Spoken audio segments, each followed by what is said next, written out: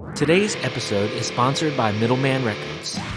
2025 was Middleman Records' 30th year in existence, and it was a tough one, but we made it through with the support of folks like you. As always, we have big plans for the next year, but we can't do it without you. Help us out by picking up a record, zine, or buying the full digital download over at middlemanrecords.bandcamp.com. There's years of records to listen through and choose from, and some of them are nearly sold out. Stop by middlemanrecords.bandcamp.com today for more.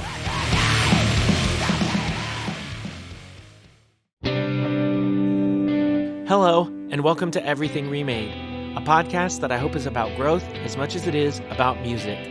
I'm Edie Quinn, and we have a great show lined up for you today. Before we get started, though, I'd like to remind you about our Patreon page at patreon.com/humanmachine, where you can go to sign up and support the show, read zines, get music sneak peeks, and so much more. That's patreon.com/humanmachine. And now, I'd like to play something for you.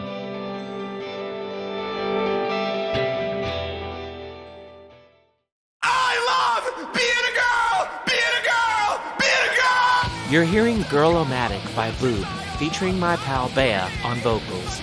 The song comes from the EP of the same name, which you can find on Bandcamp now.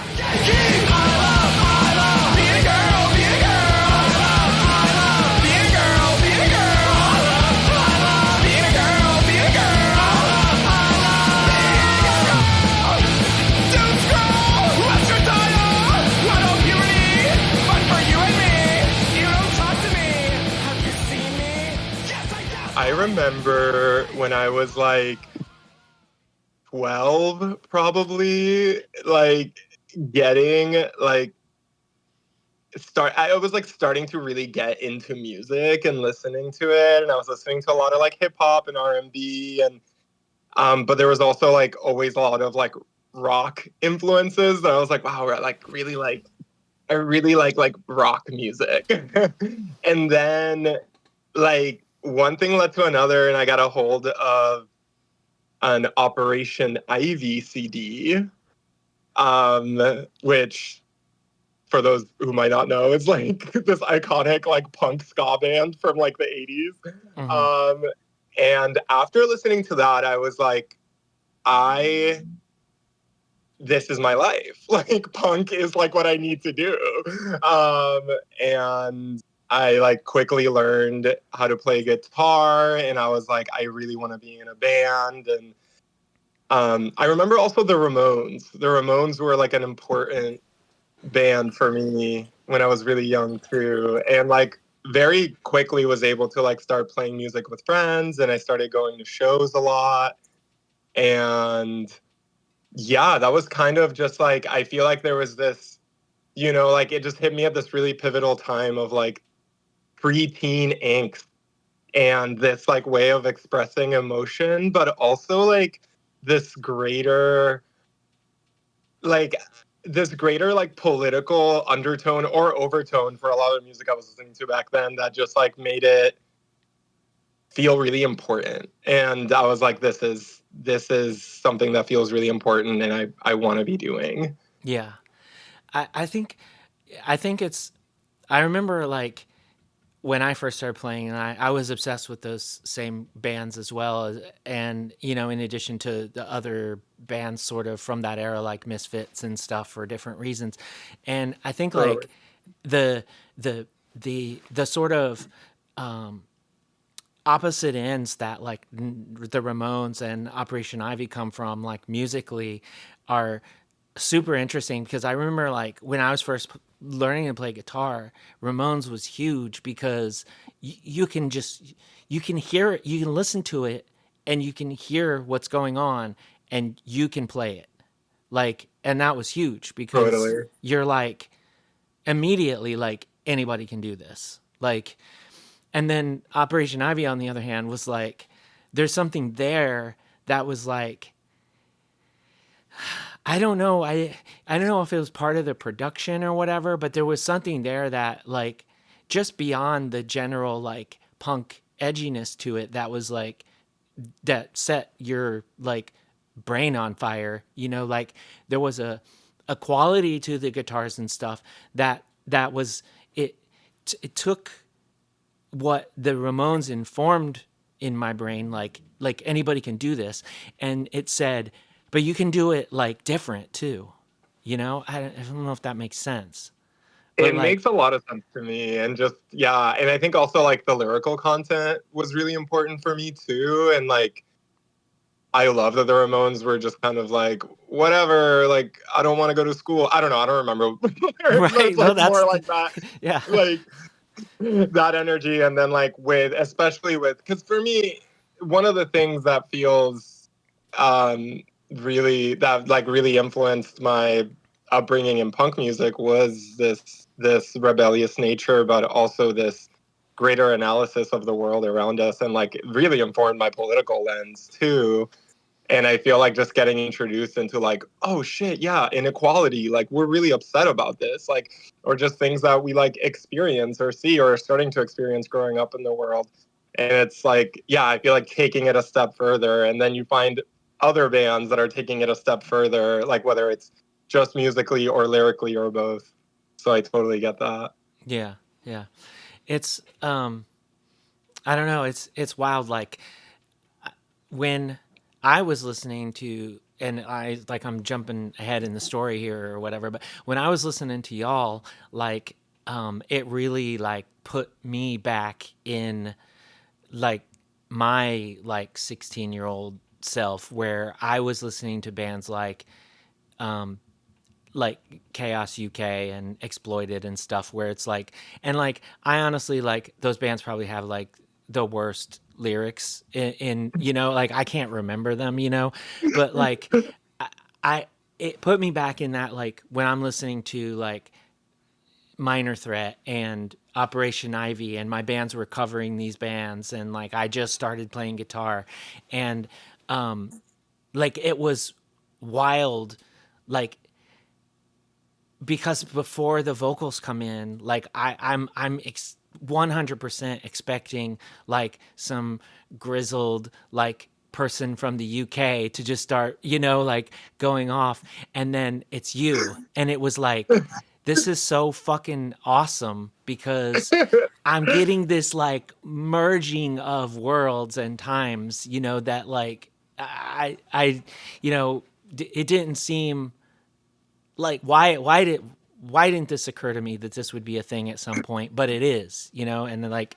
I don't know, it just like I was just like I wrote it in my review of y'all, but I was like, I feel like I'm listening to those like compilations that used to come out, like back when the first Tony Hawk games and stuff just came out, where it's like you just like jump through some influences, and like it would just, that's the way I felt about y'all's release. But going back That's to amazing. sort of like that era when you first, started playing guitar and all that, like was that your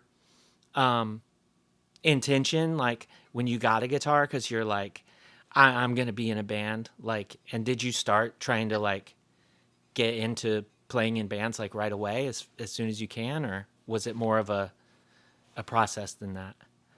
No, definitely. I mean, yes, I remember like um the way I just yes. Yes, I definitely like I definitely was like I want to get an electric guitar, and I got one for my birthday, maybe my like 12th or 13th birthday, and I immediately was like, we're starting a band, and then I just found classmates and playing covers. I started writing originals, and yeah, it was like, I mean, that was definitely my first experience with writing music, was at a really young age, which honestly I feel it's something I've been reflecting on a lot lately, where I feel so blessed to have access to that, and to be able to have that as an outlet at such a young age. I'm realizing a lot of people might, I mean, a lot of people do, but a lot of people don't, and get into that stuff later in life. So it was really cool to kind of start, really early, and to be like, this is my art, and that at the time,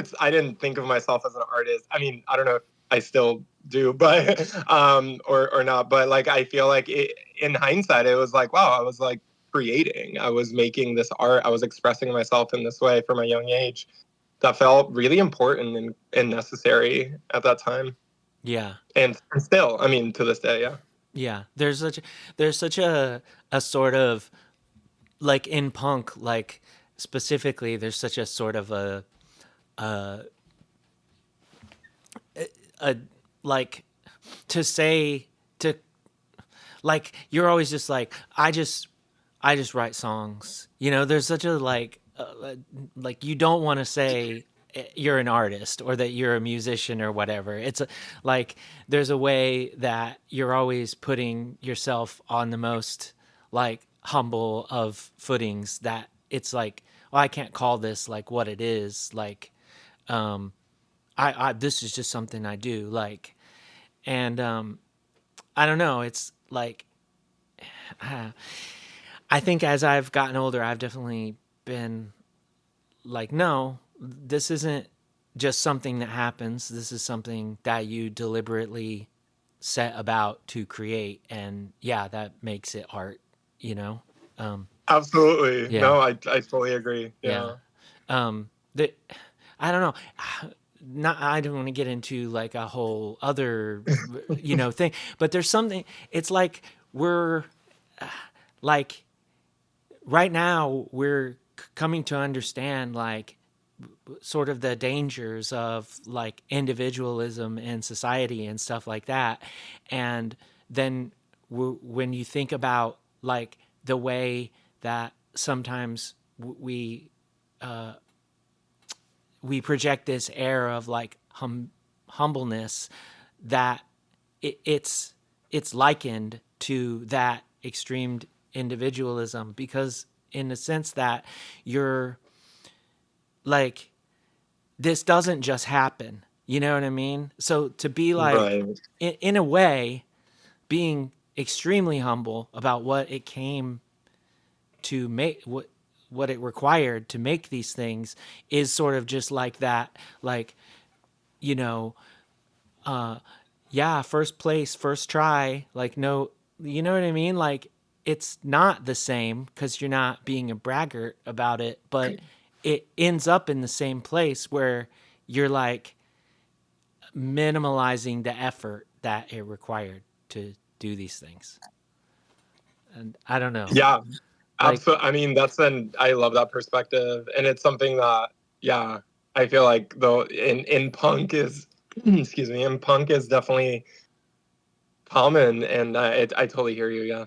yeah. Um, which is, I mean, it's ironic too, like, in a different way for me personally, because I do always try to do everything right the first time. So, and Hmm. I think Hmm. we all understand that from just like the Yeah. perspective of like, well, we worked this hard to get here. And also just like, when you're recording with someone and there's a dollar amount on the hour, no matter how fair it is, like you're like, okay, we gotta get this, so I don't know, all these things at play. I don't know, making music is, I, it's like, I literally never stop thinking myself in circles about like all of these things. But yeah, when you first started playing with other people, was it everything that you thought like it would be, or were you like a lot of us where it's like, oh, like I didn't know there was going to be like problems and stuff. um, I feel like you probably both. I think that like I definitely, it's a journey, right? And I feel like especially when you're younger, you're learning so much about yourself and people and like relationships in general with people you're co-creating with. And it like, but I think when I first started playing music, I was just really excited to be playing music and writing and making music. And um but yeah, there's definitely been times in throughout my history as a musician where I've just encountered like, fuck, okay, we have to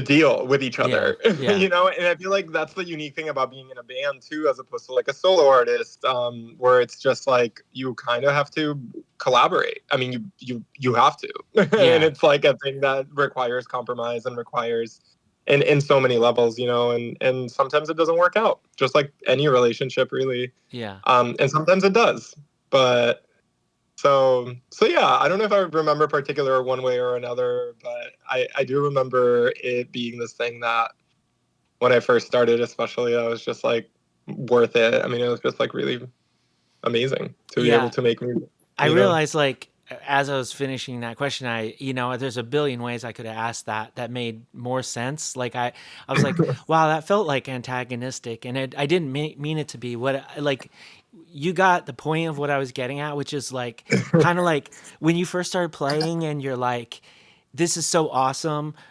I like this same thing as these other people. Like, as soon as I show them this first thing, everything is just going to go. And like, then the next thing you kind of realize sometimes, like, wow, people don't have the same ideas as me. And that can be weird, or that can be like an opportunity to sort of like learn and grow with the processes that have to learn to like grow with. And like you said, like to like collaborate and make compromises sometimes. And yeah, I don't know, like it's interesting, like when I think back to some of my first bands and stuff, and I would not want to listen to that music. Like, I'm glad I can't. Like, there's like there is a little bit of a blessing for some of this stuff just being like just before like the digital revolution as that goes, because like, yeah, like it was like a drummer who loved like Jane's Addiction, and a bass player that loved Primus, and then like I want to like write like Descendants riffs, and I don't even remember like what the music necessarily sounded like, but there was also a guy in the band that like was obsessed with Randy Rhoads, and so would do like guitar solos in these songs. And like it's uh it's it's wild, like when I think back now, like that I was just like sort of, I remember like more or less not real, just always being like, I don't necessarily even like what everyone else is playing, but I was obsessed with that feeling of like playing music. Totally. And This is definitely making me think about. I mean, it's hard because I feel like a big part of being in a collaborative music project is surrendering control, right? uh-huh. And I think like it's so funny because all the examples you mentioned, I'm like totally. Especially like in high school, I was playing a lot of music with a lot of people, and it was like, no, I wanted to sound exactly like this band, not like this other band or whatever. Yeah. But I think one of the things that's been really exciting with Boob, this is the first time that I'm not playing an instrument in a band, which I love. It's amazing. Highly recommend. Yeah. Uh, I just show up and I'm like, "Do you guys need help like lifting any of the gear?" I do help. I'd like to think I'm not a terrible bandmate, but one of the things that's really cool about this dynamic too is I feel like I'm not doing a lot of the writing, and I'll have input on the songs, but it's also like really cool to kind of like work in these parameters that I'm like, okay, like the rest of the people in the band are gonna make music, and I'm gonna write lyrics and sing to it, or scream or whatever. Mm-hmm. And I think like that honestly feels really exciting to me, and it is a way of like, yeah, just kind of surrendering some control in the writing process, um, yeah, I think that's what being in a band is kind of all about a lot of the time, and um, but yeah, I think again, there's compromises to be made, and oftentimes that leads to a better product, like Yeah. a better end product. Yeah, I think like when I think about everything I just said, and some of the times when I think like, oh, like it's it's wild to imagine, and like, like I like I said, I don't even remember what that band sounds like, but it's wild to imagine what me at this age could do with these interesting elements. Whereas back then, it's kind of, you're just like, this doesn't sound the way I thought, and so Mm-hmm. you know, that Yeah. perspective that you gain just by like doing these things over the years, and you're like, dang, like, of course I know these things now because of those lessons that I learned or whatever, but if I knew these lessons then, like what could have happened in any of these given scenarios. It's pointless to think about that, but sometimes we get trapped there anyway. I think Totally. what you're saying, like, about, like, I have loved the few times when I've just been the vocalist, and I think one underrated thing about that is like how like how how you can use a different, like, perspective. Whereas, like, when you didn't write the all the riffs and stuff, and they're just like banged in your head 100,000 times, like after getting the song done and stuff, like, when you can come to it from that fresh perspective, like, just as the vocalist, and you're not just like falling in line with like the guitar beats or the drum beats, like, you can come at the vocals from this like completely objective area. Um, it is that one thing that you feel like frees you up to explore, like, different things. Yeah, I think so. Yeah, I mean, definitely. So for a lot of the songs in our release, I like wasn't even I wasn't even in the band like when a lot of the songs were written. Like I joined in after the band had been playing for a little bit, Mm-hmm. and I kind of just came in and I was like, okay, what am I gonna do with this? Like, how am I gonna interpret this? What am I like? There was like really no. I really had a lot of free roam in a way that was really exciting. Mm-hmm. Um, and honestly, for like what ended up happening lyrically, I was just like, well, I'm just gonna sing about whatever the fuck I want and I'm feeling right now, and not necessarily wanting to feel confined to like lyrical genres in any way. And that's been like one of the things I just really love about this project. It's just so um, we're just kind of like it just feels like a lot of raw energy that we're just like putting out there in a way that feels like really exciting and for me refreshing compared to like other things I've done musically.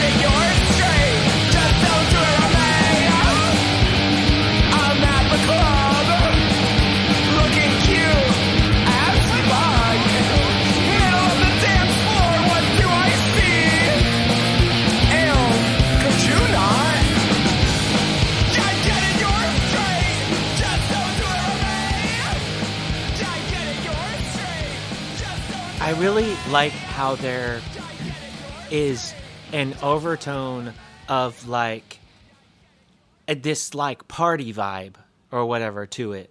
And then Yes. when you listen closely, you're like, whoa, like the, the political, like, excuse me, the, like it's not an undertone exactly. It's right there in the lyrics, but like it's, I don't want to say it's satire. Do you feel like you're being satirical in a way, or like is it just, are you just writing these things from so many different angles that you're just like, it is what it is? I mean, honestly, like I feel like our drummer Rosie like described this really well because I was kind of talking about this with my bandmates and she had mentioned at one point that because I was kind of like describing basically what you're saying too, and she had mentioned that it feels really camp, and I feel like that's like a really good way to put it. Where I feel like it's like a very camp approach to all these like everything I sing about. There's a lot of real feelings and real experiences and real, you know, emotions that go into it, but the manifestation of it um does have these like has like a very campy and theatrical delivery to it, and I think at many points could be satirical too, and that's kind of um it's honestly been really fun to write music like that and to write lyrics like that, and um yeah. Yeah, I think it's really like, it's really effective in like, you know, I wish I had written some lines down to use as an example or whatever, but it's really effective when like there's this super catchy like chorus or whatever, and then the next line is just like really sharp, and you're like, whoa, you know, like it's disarming in that way, and it's really effective at like driving certain, you know, points across. When you were saying this was the first time that you had done that though in a band, like just be the vocalist, were you in a lot of bands like as a guitar player or whatever, like any that you would, you know, be like, that you're proud to like mention for people to go check out or anything like that? Or It has been a long time since I was in a project. I actually like I used to play in a band that I don't think there's any online remnants of back when I was a lot younger. But I used to play in like an anarcho like crust punk band back in like my late teens, early 20s, and that's when I lived in Florida. Shout out Florida. And that was like that band was called Crow's Foot. Throwing it out there in case anyone's ever heard of us. But that was kind of like a large experience with me in punk and touring and playing music. And honestly, I went through a pretty long period of my life where I started having a harder and harder time feeling like comfortable or like resonating with like even like on a like deeper spiritual level with like the punk scene as a whole.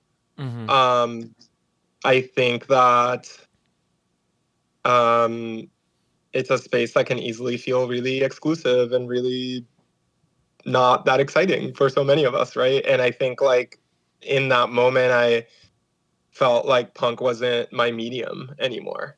Mm-hmm. um and I still it's this thing that like deeply shaped me and was really important for me, and I still like carry with me, right? But it wasn't something that I was prioritizing in my life, and it wasn't really until Boob that I really started kind of like playing punk shows and going to punk shows again and being like, wait, this is actually really beautiful. We're like in these spaces that are different than what I remembered.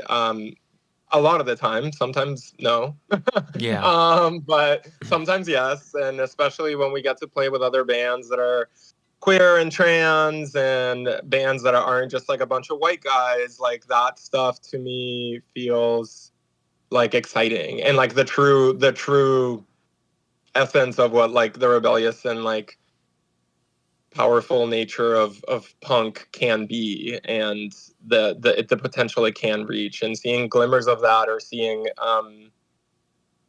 see it's being part of that in ways that defy the norms of what punk has been for like so much of like the last like whatever x amount of years, and seeing that change, and I know that shift has been happening and there's always been bands and musicians and artists defying that. But I think being able to tap back into that space in the last few years has been since I joined and started, being part of Boob and making music, it just became this really cool thing to see. And kind of honestly, like at many points, like we've played shows and I do feel like a teen again, where I'm just like, wait, this is so sick. Like, Yeah. I didn't think I would feel this way again. Yeah. So I know I kind of very much went off topic, but to kind No. of answer your question, there had been a few projects, few and far between, but most of it was very like just making some music and putting it out there every once in a while, but not necessarily like actually being in a band in the way that I am with Boob. Yeah. You Yeah. said that you know that band you mentioned at the beginning, Crow's Foot. You said that was in Florida, and like, do you feel like was that part of it? Like when you moved out of Florida, whenever that happened or whatever, was that part of like I also grew up in Florida. Um, Oh my god, amazing. yeah, I don't know if you know Port Charlotte. It's when I grew up there, it was nothing. Now it's like it's they're trying to build casinos and or whatever they're doing. Totally. But when I grew up there, it was a high school graduating class of like 228 or something like that. It was less than 250, and like I like I used, even after I moved out of Florida and everything, I would go back like every summer. I'd stay with my mom. I'd be like, I miss this place so much. But like even when we would go back on tour, um, I still would not like I we would play shows with really awesome bands, like bands we're still friends with and love dearly and stuff. But we would still kind of not be we would be at shows where I'm like, it's possible that I'm the only trans person here a lot of the time, and like I don't know if I've ever felt that way when I played a show in Philly. You know what I'm saying? So like, did that have something to do with it for you as well? Like moving and being like, oh, it's kind of different here, and then like, you said like you started playing these shows, and then you're like, wait, this isn't what I remember. Yeah, I think so too. I think time too had like a Yeah, big, I mean, I think moving to for sure, like depending on where you are, it can definitely have a big impact on it. But I also think times are really different now in a yeah, way that feels really exciting. I mean, obviously that sentence as a whole, yeah. It's weird I because it's don't like we're in an extremely oppressive like time for us as people, like kind of, but like at the same time we're also like, fuck you, like we're gonna do what we're gonna do. So like we're at odds with, like, I don't know, like it's like you said, it's exciting, but that's a weird thing to say because you're like I just looking mean, around you and you're like, what? I mean, I think honestly I think there was like a lot of, as far as like making punk shows and the punk scene more inclusive in like the whole sense of the word, meaning like having people in bands that aren't just a bunch of white cis men, Hmm. is like something that I have seen palpably change in the last 15 years in ways that yeah, I feel that part of it feels exciting.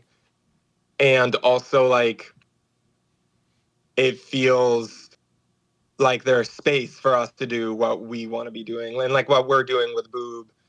Um, and I do still feel like with Boob, like certain shows that we play and stuff, we're carving out that space also. Hmm. But it's definitely something that, you know, I know bands were doing 15 years ago and artists were doing way longer than 15 years ago and were carving out that space. And it just seems like the level of momentum it's picked up has just like changed, I think, what punk looks like, and what shows can look like, and what, as far as like what the music sounds like, and what the music, is, Yeah. representing, right? So I think it's like it's definitely something where, like, yes, if depending on what city you're in, things like different punk scenes can feel a lot more inclusive as far as gender and race. Mm-hmm. But I think as a whole, I'm seeing a little bit, I mean, not to say there isn't a lot of work to be done, because we've played some shows where it's just like still a bunch of white dudes, but like I think it's like there is a noticeable change that is something that I think I couldn't have imagined, like when I was a teenager. Yeah. And I think like that to me feels exciting, and Yeah. that's cool. Yeah. And when you're saying like sometimes you feel like you're carving out the space, and then you're talking about how when you look back you can see that others have also been carving out this space the whole time. It made me like really think, because like a if you are like a white cis dude, like you, like this, it's just here, it's just a given that this is open to you, it's always open to you. And like otherwise, like like if you're anything but that, like you you don't get to just say like that you're always going to be welcome. Like every time you go, you're affirming that you belong there, like forever, like, so like what you're saying is like crucial. Like every time you go Mhm. and you play that show, like you are saying like we deserve to be here too. No matter Right. like no matter what, where you're coming from. If you're not a white cis dude, like no matter where else you're coming from, every time you're there, you are saying like we deserve to be here too. And like, you know, it it's like easy to kind of like take that for granted sometimes when you just like show up and it's like some awesome fest or something, and there's so many people that are like you and different than you in other ways that are like awesome and stuff too. It's easy to just be like, oh, this is like how it's been. But then like, anybody that's been around long enough, you're like, no, this is actually really sick. Mhm. But yeah, um I didn't mean to like imply in any way either that like this is Florida's fault. I because like I said, every time I would go back, I'd be like, oh, I fucking love this place so much. Like when I cross that border and I get this Florida smells, I'm like, I never feel as at home anywhere as I do. But then like I'll go to a grocery store or something and I will get weird fucking looks, and I'm like, oh, I don't feel that at home now. But I don't know. That's beside the point. You said you were touring in those older bands. Um, were you like, were you also like recording music and stuff like that? Like, what were some of your first experiences with like recording music and touring? Like expectation versus reality kind of thing. I that's such a interesting way to think of it. I think when and honestly, I kind of feel this way to this day still, where it's just kind of like a thing that we were just doing. Mm-hmm. And I don't know if I was necessarily like, and I think that's one of the things about punk that I really love, because I think that I remember like whenever, since I was like a really young kid, I was like, oh my God, it'd be like amazing to be a pop star and to be famous and all this stuff. Um, And I think one of the things that punk gave me was to just to be like, do like an attitude of just like do your thing and put it out there. And I think I didn't necessarily, and maybe to this day still don't necessarily have this like expectation of like, this is the implications of putting out a release and what this is what recording is going to feel like. And it's more just like this, we put our like heart into this and like, we just want to share it with the world and see what happens. And I kind of like, I mean, that's my attitude with the band still to this day. So I think it wasn't necessarily a thing where I had these like larger expectations. Um, it's just like a thing that you're like, oh, this is what we do. This is this is what people do, and we saw other bands doing it, and we're gonna do it too. Hmm. Um, so yeah. But did you kind of know, like, from the first time that you started, like, the first time you got on a stage or whatever, like, what happened there? And like, did you kind of know immediately, like, nah, this is something that I'm going to be doing for a lot of my life? I love performing. It's like one of my favorite things to do. So I think, yeah, from a young age, whenever I've been like in front of people performing, it's like, yes, I love this. I love how I feel. I love being able to like connect with people in this way. And um, yeah, it's definitely like it's something I haven't thought about in a long time about the first time how it felt. But yeah, it's I don't know if I had any expectations going into it, but when after doing it, I was like, okay, this is awesome. I love Yeah. doing this. Yeah. Were you involved in any kind of performing before, like playing in bands and stuff? You said like from a young age. Was there like theater or music in school or something like that where you were doing? Actually, no, not really. But I do remember like when I was like whatever, 12 or 13, and I started like a band in middle school, we would like play birthday parties. That was like the shows we would play. Yeah. Which is honestly sick. I'm like, that's so fun to just have bands play at your birthday party. But Yeah. so I feel like we were playing shows I was playing shows like at a relatively young age, and like I loved it. I was like, Yeah. this is awesome.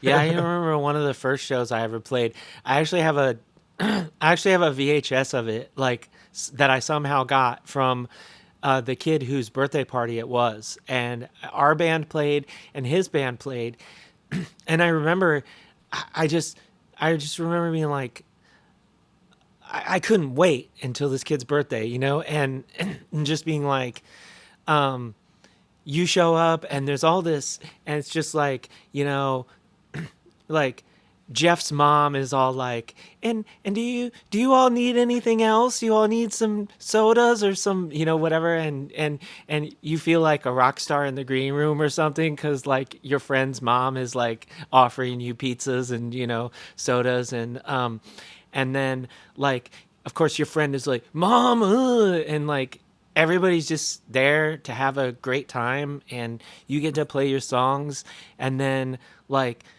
people are taking videos and people are doing pretend interviews. Like it was, I don't know, it was such a like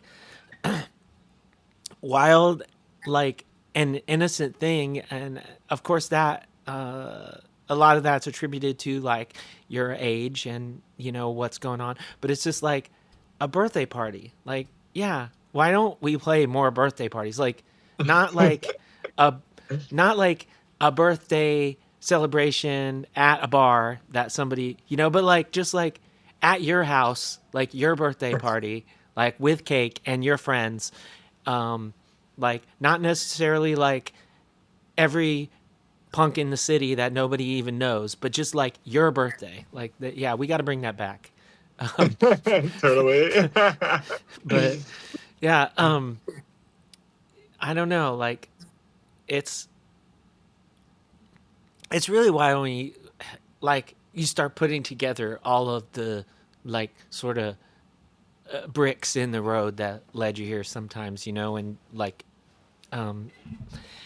I don't know. I'm feeling real weird like now. I'm like kind of getting like verklempt about it. But uh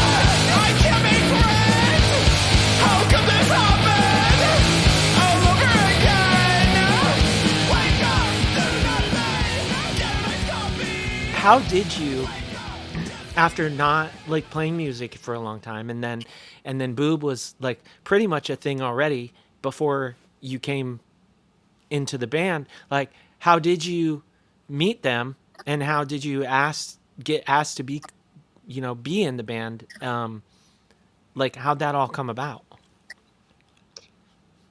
Yeah, it was honestly kind of random, but not that random. But so our drummer Rosie is someone that I actually knew, and we had played shows together, like literally when we were teenagers back in Florida, and we were both living in Philly, and um, she was playing with our bassist Maddie and our guitarist Sarah, and they were making music, and they had another singer, and that singer quit, and they were looking for a vocalist. And then Rosie was like, wait, I know someone from like back in the day who used to be in punk bands in Florida. Let me ask her. And then yeah, she just reached out to me, and I was like, okay, cool, I'm down. And then yeah, the rest is boob.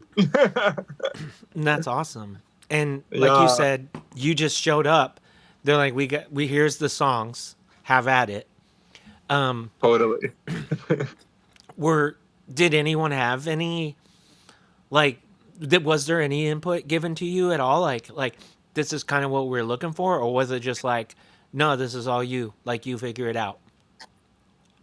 No, it's not at all. Yeah, no, 100%. It was just like, okay, here are the songs. And I was like, all right, I'm just going to like go crazy. Yeah. And it's actually really funny because like Maddie and Sarah and Rosie like did not know any of the lyrics until we recorded.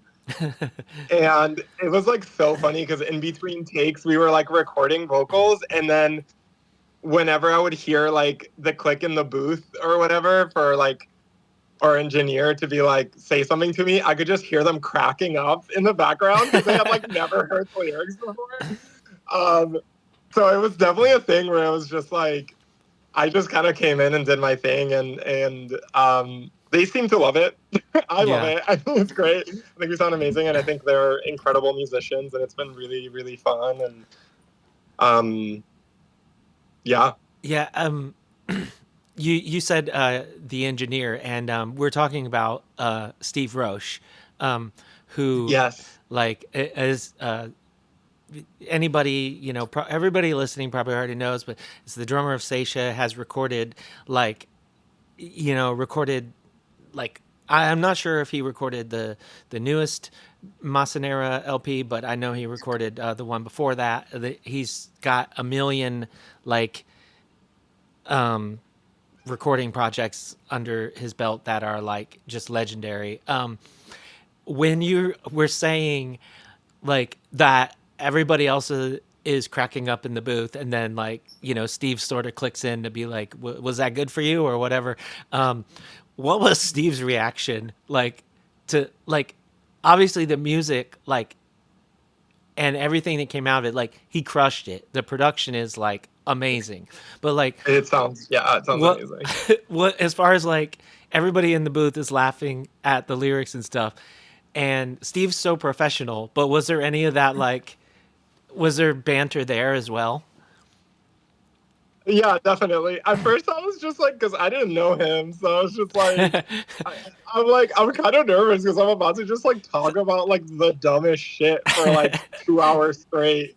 Not talk about it, scream about it, you Yeah, know? yeah, No, but he was amazing, and he like definitely was into the lyrics, and every once in a while we were just like dropping some like girl lingo, and he was just like, it was just really funny. Like yeah. I remember for like our song Hot Girl Shit, it was like he was like, oh, so this song's called Hot Girl Shit, and we were like, no, it's Hot Girl Shit. I don't know, it's just like really cute moments like that where I was like, no, shout out Steve though. It was like a really, really amazing experience, and it was really, really fun, and honestly really funny, and honestly really vulnerable because I was just like, here we go, like, Yeah, and he was incredible, and he made it sound so so good. yeah.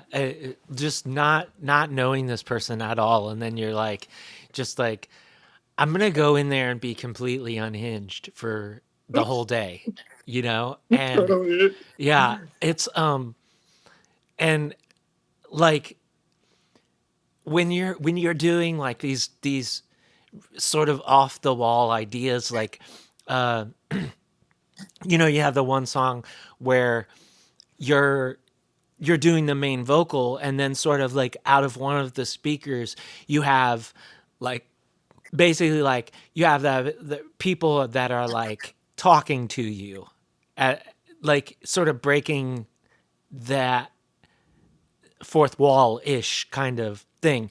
um was that something that you had to like, did you have to explain that, or did Steve like automatically like, no, I know what you're getting at here? Like, do you know what I'm It's talking? that's it's really funny because if it's the moment that I think you're talking about, um, in Straight Jail, where I kind of have like these ad libs, um um, I was talking or about are you like, thinking of a? there's like a song where you're doing like the vocals are doing their thing, and then there's like these, it's like there's people chatting to you that, and they're like, oh girl, you look so cute or whatever, like in one of it's only coming Yeah, through yeah, like yeah, one yeah, speaker. Is that the one, or was I thinking of different thing? yeah, yeah. Yeah. Um, no, that was I actually that's funny because I was like, hey, I'm gonna do this. Like, just hold on. And then it's kind of funny because I think I had to like just be like, just hit record. Let me do this. Uh-huh. And I think at first he was like, wait, what's going on? And then he was like, oh, I get it. I get Yeah, it. yeah, yeah. um, and honestly, the inspiration for that is like, yeah, very much like, I mean, that feels like a really particularly campy song. Hmm. Very like, and, and I mean, I love, like, I listen to a lot of different genres of music. And I love hip hop, and hip hop is all about ad libs. And I was like, Hmm. I want to throw some ad libs in there, And I feel like I needed for that song. I was like, I need to do this. Yeah, it's really it's like such an awesome idea, but it's even like just the execution of it, like from an engineering standpoint, is like flawless. Like as soon as he got what you were trying to do, he was like, I know exactly how to make this sound like it should sound, you know? And Totally. that was one thing that was like it, I don't know. I was like, holy shit, that's amazing. Um Oh yeah.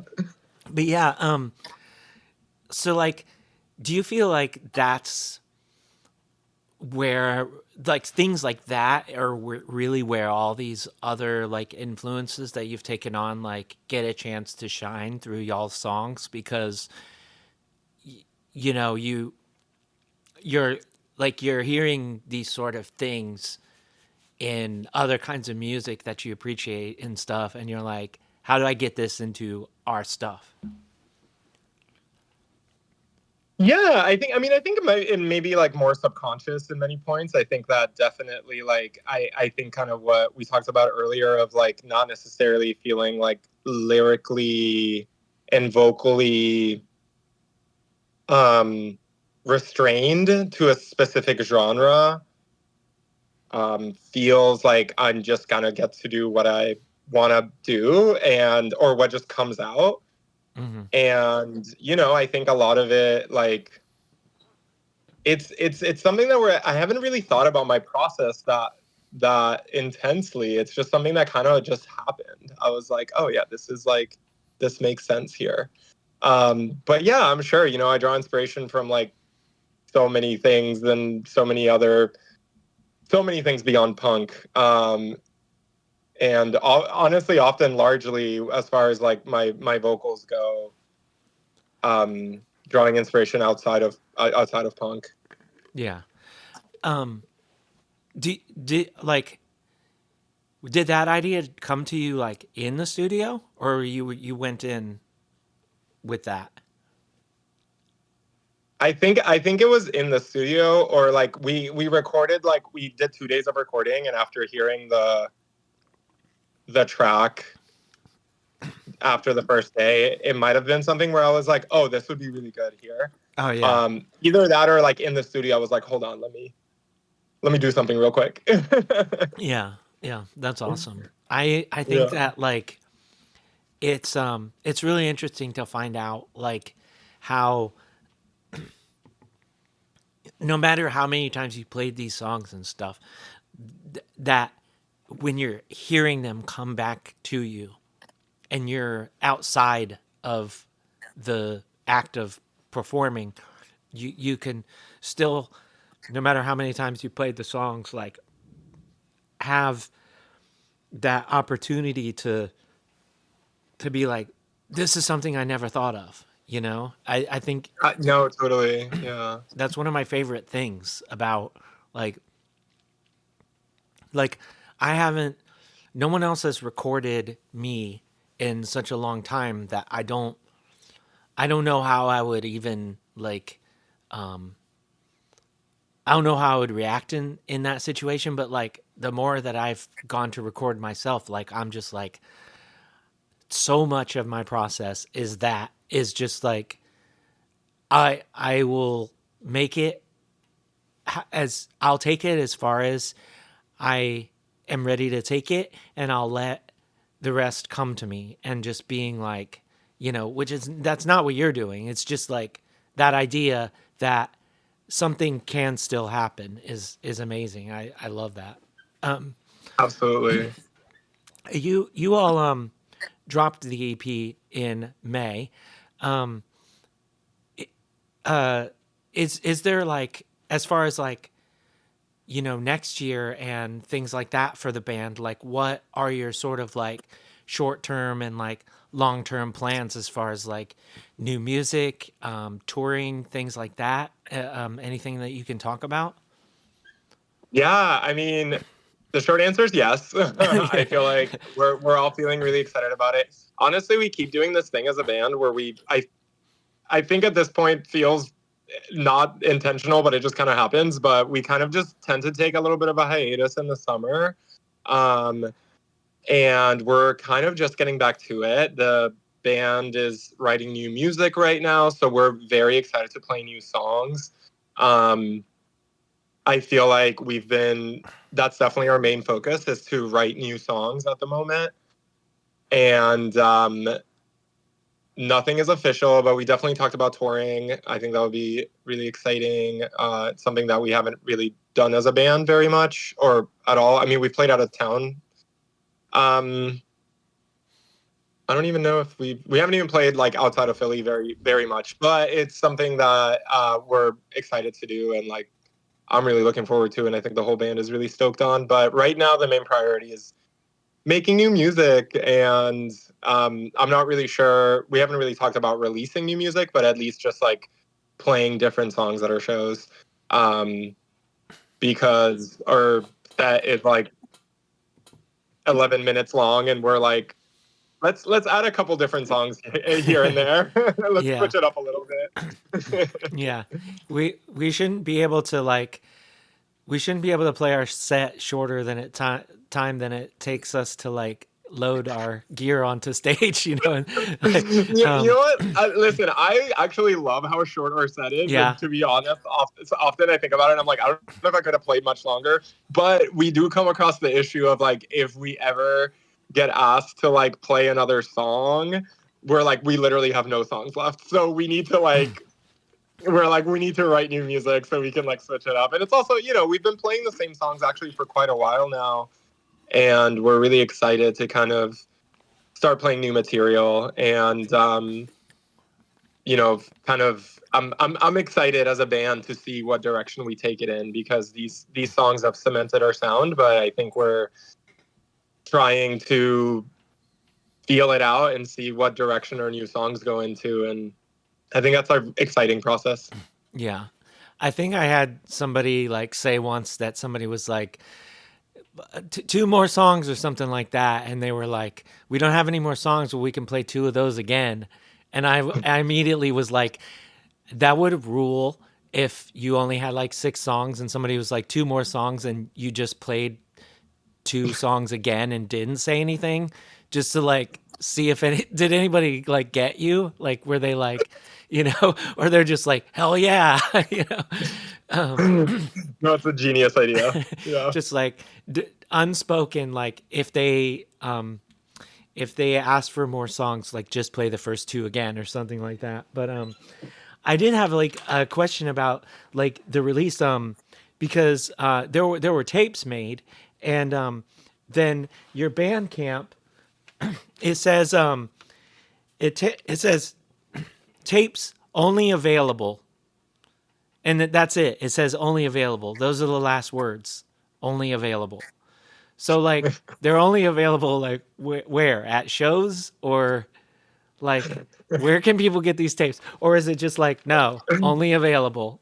You figure it Okay, out. I'm the wrong person to ask. Maddie is like our merch girl. She Okay, also makes incredible merch outside of the band. That's like really hilarious and incredible, with her t-shirt and other product brand, that sure. mostly t-shirts, but she makes really cool stuff. So I'm the wrong person to ask. I have no idea, but I'm sure I'll bring it up to her and we'll see what the deal is. But I believe that we might not. I don't know how many tapes we have left, and the our tape release was a little bit of like a limited thing at the moment. We kind of did it because we released the EP and we were really excited about it, and for the release show we wanted to have tapes, but we're not really like making them. But definitely before we start playing shows again more regularly or start touring, it's something that we'll have more tapes available. Awesome. I love how like I ask like I was sort of like reading that. I was sort of like feeling like I think there were supposed to be a couple more words there, like only available at shows or only available from like a web, or whatever. And then I ask you, and you're like, I have no idea. So it's like, I love how this mystery just like deepens, I Um, kind of like it just being mysterious. I'm like, yeah, tapes yeah. only available. They're I'm like, only what could that available. possibly mean? Yeah, yeah. We may never know, but Yeah, exactly. yeah, I think that y'all should come to Indiana when you do tour. That would be awesome. Uh, Indiana gets a short shrift sometimes. Like people literally are like, "We're doing a Midwest tour," and there's no Indiana date, and especially because like Indianapolis right now, like like I haven't played a like ton of shows in the last few years, but like all of the best shows I played have been in Indianapolis, and it's fucking crazy. Like we just like show up, and this show was booked like 3 weeks beforehand, and it's at a skate park, and it's outside, and it's kind of drizzling, and we're like, well, this is gonna be weird or whatever, and then there's 200 people there, and you're like, what the fuck, like, so That's that so cool. goes for anybody else listening. Like, stop sleeping on Indiana for real. Um, I'd honestly love to. We're gonna see how far we're able to go. But that sounds really, really awesome. yeah, it should for sure. It'd be fun. But yeah, I like I said, I'm looking forward to like new songs. Hopefully, we get to play a show together or something like that, that would be awesome. I've had a great time chatting with you. As we sort of here at the hour mark now, I'd like to offer the floor to you. If there's anything that we didn't talk about that you wanted to talk about, like, you can throw that out there. Oh my God, amazing. Well, it's been a pleasure chatting as well.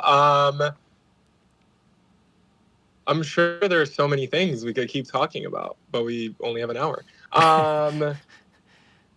I feel like this is like me like stalling, trying to think of something to say. I'm like, well, actually, I think if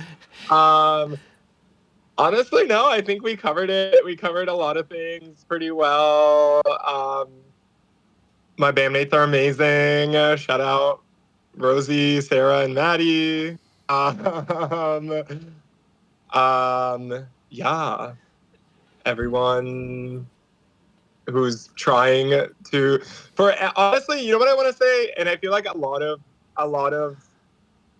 boob is this, but I'm just like, I just want like any girl who wants to make anything and put it out into the world.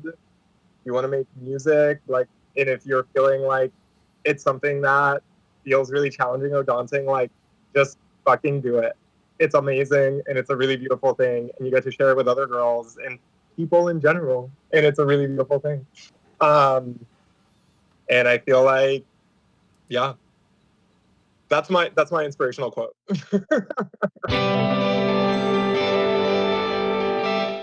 And that was my conversation with Bea. Thank you so much, Bea, for taking the time to chat with me. I had a really nice time. I hope you all had a nice time listening wherever you are as well. Don't forget to stop by patreon.com/humanmachine so you can read zines, get music sneak peeks and all that. And until next time, take care and do good things.